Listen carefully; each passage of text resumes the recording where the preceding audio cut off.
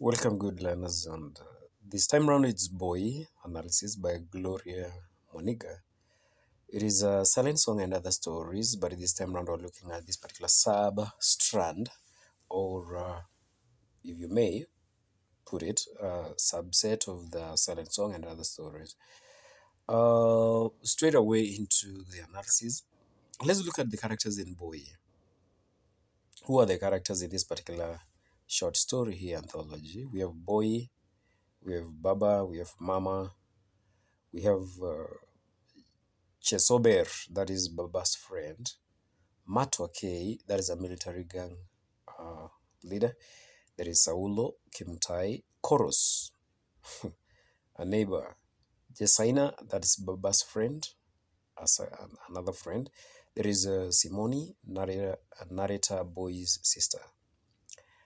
What are the main focus on this particular short story, this anthology here, or if you may, a short story? We have the devastating effects of war, the conflicts ruin families or communities. Let's look at the Boy summary. War ruins families and communities. In Boy, Gloria Mwaniga recounts the horrifying experiences meted upon families in Mount Elgon, alluding to the insurgency carried out by the self-styled militia, the Sabaot Land Defense Forces (SLDF) between 2006 and 2008. The leaders of the ragtag group claimed that they were out to correct injustices committed during a land distribution exercise in the region.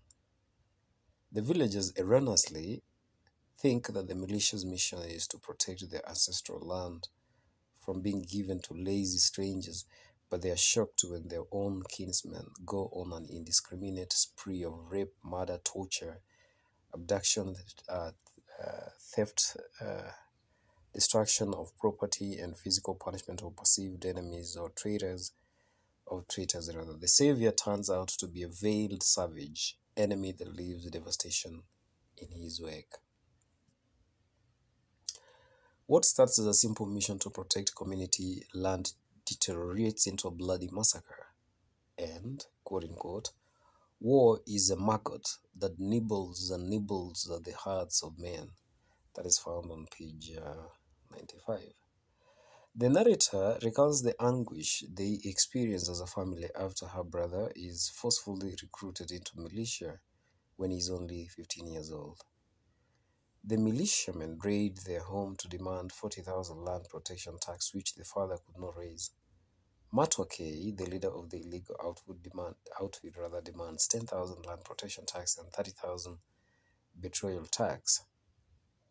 And since Baba lent panga and makonge ropes to the government surveyors, in his desperation to save his family, he brings out everything of value that he owns, including his savings, his precious Sony transistor radio, and his hunting gun. He promises to sell his bull, Mtambakaki, and give Matwa K the cash. Matwa K declines. That is when he forced to hand over Boy to the ruffian as a collateral till he can raise the money. Boy's mother is stunned. When his son is dragged away into the darkness, she tears her headscarf and starts to shout. Enraged with madness, Baba is adamant that he had to surrender the boy to spare the rest of the family, the rat of the Barbarian gang who are now infamous for chopping off people's heads, carrying off the heads like trophies and hanging them on trees, eating them like Idi Amin, and torturing them by chopping off their ears and feeding them worm-filled earth. Boy and his sister, the narrator, must have been devastated by Matwa K and his army's callousness, since they had loved of the idea of being attacked by their own kin. After all, the militia was formed to protect them against the strangers who had been given their land, or so they thought. Baba regrettably sums up the hopelessness that they felt the day Boy was yanked from their care, when he says sadly, "Our very boys who ate oaths to protect our ancestral land have turned to us like the angry chameleon that eats its intestines. Boy's mother spends her subsequent morning sitting in the kitchen alone, numbed by the devastation. She does not answer greetings. She would shriek at the narrator, "Stupid girl, you want to finish tea, and your brother will come from the caves hungry. Leave him some." She sits gazing at the walls and declares that she had seen a vision of her son returning from the caves. Her monologues alternated with a torturous silence in the room. The narrator feels her mother is running mad. The neighbors stream in to console the family following the anguish of losing a son to the ruthless ruffian army rather. Soon after the stream of visitors dies down, the government later sends the army to quell the vicious onslaught of the militia. About 200 soldiers descend mightily upon the region. Boy's mother stops eating and starts muttering to herself, sadly wondering why she has to suffer like this. This goes on for weeks. She refuses to participate in escorting Boy's spirit away when Baba and his cousin Kimutai bury a banana stem, a custom performed to ward away the spirits of death. The narrator hopes that her brother is more powerful than the soldiers so that he is not killed. She is encouraged by the stories of how the militia drank magic potions from Orkoyot, that is a spiritual ruler, that made their bodies like stone, and how their bodies were made invisible when they were embalmed rather in bloody cow dung. She also heard that earth god Yeyin protected them. The war prevented people from working on their farms. The militia stole young crops and animals like goats. Women did not work. They sat in groups and recounted how the militia killed people and dumped them in rivers, pit latrines, and wells. They went door to door, recruiting boys as young as 10, forcing them to kill close family members in order for them to be strong. The war leads to the displacement of many fearful villagers who flee their homes in Kopsiro, Saromet, Chepiuk, and Chelebei to Bungoma, Chwele, and the neighboring country, Uganda. The militia, whose mission was to protect community land, turns completely rogue and abducts young girls to go and cook for them. River Cheptap, Barbar floats with human heads. The men rape their own blood relatives and they give birth to pale babies. The war also interrupts schooling in the region. The narrator is haunted by thoughts of being raped or killed by her own brother. That is on page 95. Boy's mother is an obedient woman who always sides with her husband, but now she says she could never run away and leave her son behind. In January, a neighbor brings disturbing news that Boy is now Matua's K's right-hand man and is therefore a marked man.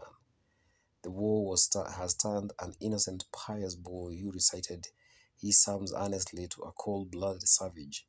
His parents shed painful tears when they fathomed this. The narrator misses her brother so much. She remembers his boyish laughter and their childhood games and mischief.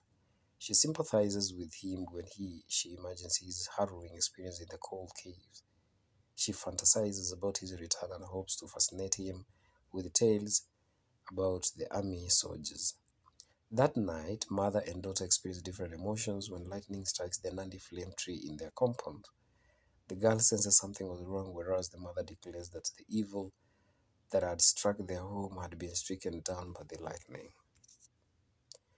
The following morning, news reaches the family that their son and brother Boy had been brutally killed alongside other leaders of the militia. Simone, a neighbor, brings a copy of the Nation newspaper that bears the grim news. The headline forlornly screams, "Ragtag militia leader killed by army forces." Boy was hoisted to the aircraft, and then after it had ascended up like a kite, he was shoved out by sergeant without a parachute. Imagine. That's on page 97. Baba crumples on the floor like an old coat. Mama laughs in despair. The narrator is too devastated to weep. The mother is too stunned to mourn or roll on the ground. She only stares at her husband with the lunacy-filled eyes. The situation is somber. The devastation caused by the meaningless war culminates into mourning for the family when they lose their innocent son. The narrator's deluge of tears soak her blue silk blouse and purple boob top as she sits on boy's bed with her grieving mother. The father dumps his Sony transistor radio and the nation newspaper in a pit latrine. As the country celebrates the killing of murderous militia brutes, the family mourns the loss of a loved one, a cheerful boy who spoke good English and played with his sister, who fondly refers to him as boy. Good learners, that again also marks the end of this particular tiny little episode. As a reminder, you might as well want to go through the work again for the second time if this is maybe definitely the work that you're interested in. I would suggest that this is the channel that you definitely won't want to miss. You stay subscribed and, of course, sharing it with good friends that you know this work will be of benefit. And I just want to echo on those ones who are not taking this was for those who are sitting for these November exams. All the work that we have done and we've posted on our social platform out there, this platform rather, why I would suggest that to make good use of it, even as you're preparing to sit for this particular final exam. And above all, just want to wish you the very best in your exams. Good day.